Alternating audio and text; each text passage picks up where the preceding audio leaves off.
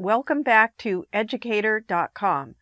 This lecture will cover the introduction to the whole immune system. The immune system is a very important part of microbiology. In fact, most courses, it's at least a quarter to a third, or even half the class is really to learn about how the body reacts to the invasion of these pathogens.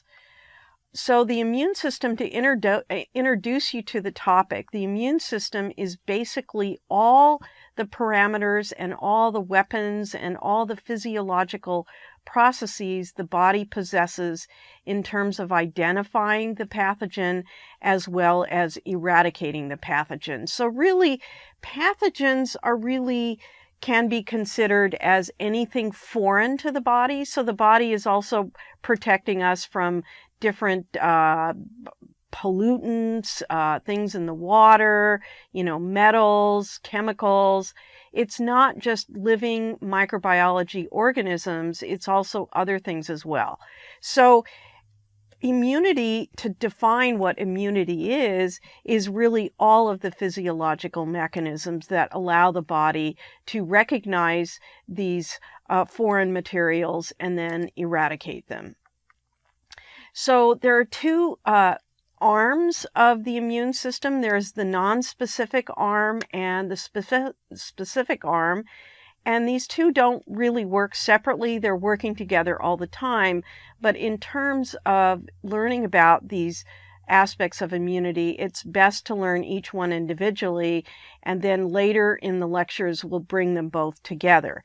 So the non-specific aspect of immunity includes barriers, and it includes also different mechanisms that are inherently there in the body that don't require identification of the pathogen. They are there basically as a non-specific barrier.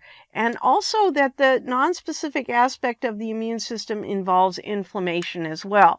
Now, the specific arm of the immune system requires identification of the specific identity of the pathogen, and also a very specific response is launched against that specific pathogen. So the specificity part of that aspect of immunity is essential, and that arm of the immune system is called the classic immune response.